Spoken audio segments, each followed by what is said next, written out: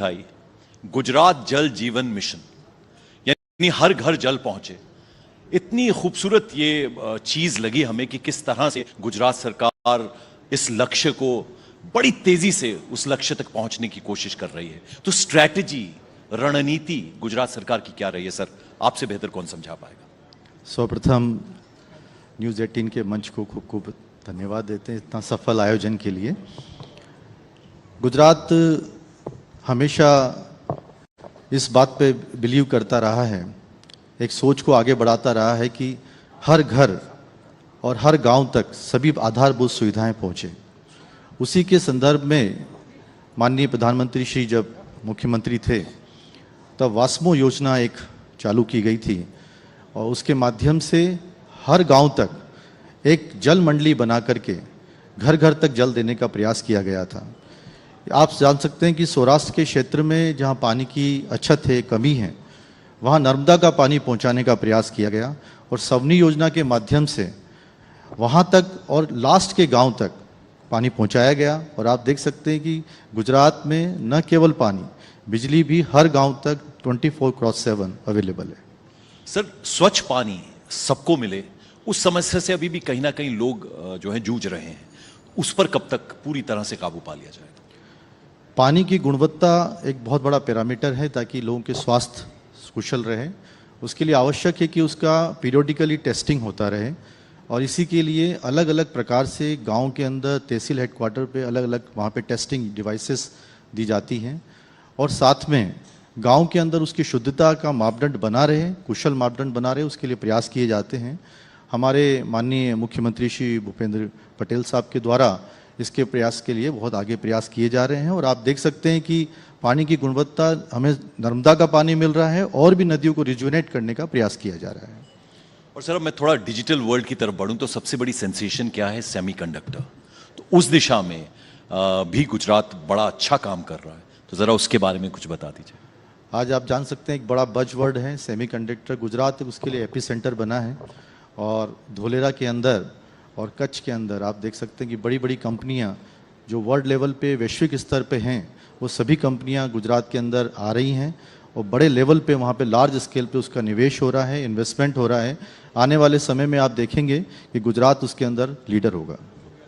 और जहाँ तक इंडस्ट्रियलाइजेशन की बात है, उस दिशा में आपकी सरकार किस तरह से आगे बढ़ रही है? क्योंकि गुजरात, बहुत ज़्यादा इन्वेस्टमेंट गुजरात में होता भी है।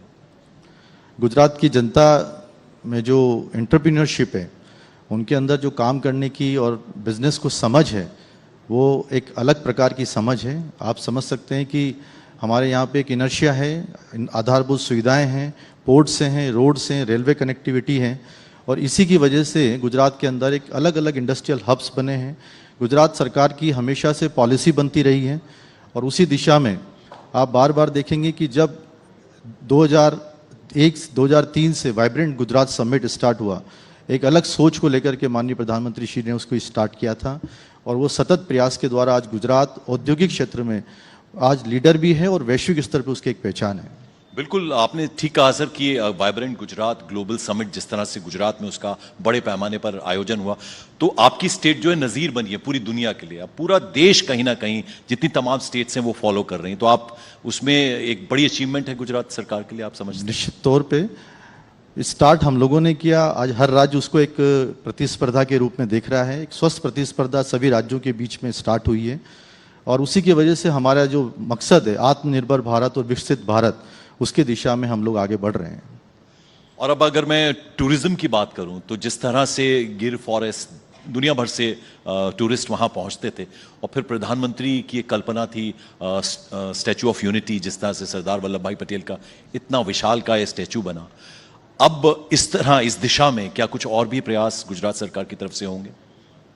गुजरात में केवल गिर फॉरेस्ट और स्टैचू ऑफ यूनिटी नहीं, रूरल टूरिज्म के अंदर आप देखेंगे कच्छ को जिस तरह से एक अलग क्षेत्र में आकर बढ़ा है, दिल के बहुत करीब भी है, बहुत नज़दीक से। साहब, मुझे याद है कि माननीय प्रधानमंत्री श्री जब थे, कच्छ की विजिट करते थे, तो उस समय उनको कच्छ के रन में उस चांदनी रात में घूमने का उनको मौका मिलता था और उसी से उनका विचार वहाँ से आया और आज रणोत्सव पूरे देश में और विश्व में उसके लिए एक पहचान बन करके आया है। वनतारा आप देख सकते हैं, अभी माननीय प्रधानमंत्री जी की रिसेंटली विजिट हुई थी, 3600 एकड़ जमीन में इतना बड़ा एक क्षेत्र बना है, वो भी एक नो डाउट जामनगर में, जी जी, एक नज़ारा है। साथ ही स्टैच्यू ऑफ यूनिटी एक तरह से मुझे लगता है कि एक टूरिज्म के लिए एक बहुत बड़ा साधन बन करके आया है और आसपास के क्षेत्रों को उससे विकास का फायदा मिल रहा है। सर भारत की इससे पहले बहुत दिक्कत ये होती थी कि बहुत खूबसूरत जगहें हैं, लोकेल्स हैं, तमाम तरह के टूरिस्ट स्पॉट्स हैं, लेकिन वहाँ पहुँचना संभव नहीं हो पाता था।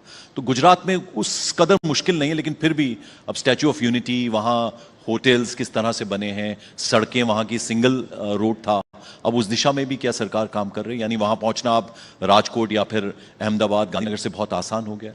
मुझे स्टैच्यू ऑफ यूनिटी के ज़िले में काम करने का मौका मिला। राजपीपला नर्मदा डिस्ट्रिक्ट में मैंने जॉब भी किया, वहाँ पे एज ए कलेक्टर और डिस्ट्रिक्ट डीडीओ ऑफिसर था मैं। पर उसके बाद वहाँ पे बड़ौदा से भरूच से उसकी connectivity, air connectivity, train connectivity अभी दिल्ली से वहाँ से डायरेक्ट चालू की गई है। साथ में कई सारे भवन वहाँ पे आ रहे हैं, अलग अलग जिलों के भवन वहाँ पे बनाए जा रहे हैं, होटल्स आ रही हैं, बजट होटल्स हैं, 5 स्टार होटल्स हैं, टेंट सिटीज़ वहाँ पे डेवलप की जा रही हैं ताकि जितने भी टूरिस्ट आएँ उनको वहाँ पे रहने का मिले, साथ ही साथ उनके लिए रिक्रिएशन एक्टिविटी भी साथ में वहाँ पे उपस्थित रहे। और रिलीजियस टूरिज्म एक बड़ी पहल है, हर स्टेट्स में हम देख रहे हैं, तो उस दिशा में गुजरात सरकार किस तरह से काम कर रही है?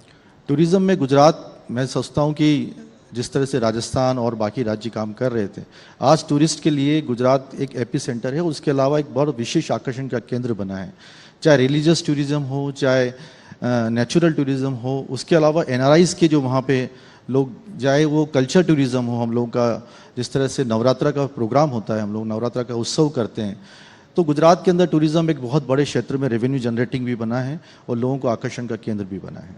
और सर वो डबल इंजन की सरकार, हमेशा बीजेपी की तरफ से बात होती है, तो हम ज़रा समझना चाहेंगे कि गुजरात में बीजेपी की सरकार है और केंद्र में सरकार है, तो ये जो डबल इंजन की सरकार है किस तरह से किसी भी राज्य को बहुत अच्छे से मदद कर पाती है? निश्चित तौर पे पॉलिसीज़, जिस तरह से राज्य की जो पॉलिसीज़ थी वो केंद्र में आई, केंद्र से पॉलिसी राज्यों में जाती है, और जब दोनों शक्ति एक साथ मिलकर चलती है तो विकास बहुत तेज़ी गति से बनता है। और मैं ये मानता हूँ कि गुजरात केवल डबल इंजन नहीं, ग्रोथ इंजन बना है भारत का, और उसी की वजह से आज गुजरात एक मॉडल के रूप में आज विकसित हुआ है। सर आपने हमें समय दिया। गुजरात निश्चित तौर पर पूरी दुनिया के लिए, भारत के लिए, पूरी दुनिया के लिए एक एग्जाम्पल सेट किया है, उदाहरण बनकर आया है सामने। इसी तरह से आपकी सरकार वहाँ पे अच्छा से काम करते रहे, यही हम कामना करते हैं। बहुत बहुत शुक्रिया मंच पर। बहुत बहुत धन्यवाद। Thank you so much. Vikrant Pandey ji, इस मंच पर आने के लिए आपका बहुत बहुत शुक्रिया। हम चाहेंगे कुछ देर आप मंच पर यहाँ पर बने रहें, और हम बुलाना चाहेंगे इस वक्त न्यूज़ 18 इंडिया और हिंदी डिजिटल के मैनेजिंग एडिटर ज्योति कमल जी को, वो आए और डॉक्टर विक्रांत पांडे जी को डायमंड स्टेट्स अवार्ड से सम्मानित करें। Diamond states awards. News 18 India diamond states awards. News 18 India diamond states awards. News 18 India diamond states awards. और फिर कहते कि मैं अकेला प्रभाषण नहीं करूंगा, क्या चाहिए भाई? कह रहे मनीष सिसोदिया को प्रभारी के रूप में लेके आऊंगा, सतेंद्र जैन सह प्रभारी के रूप में।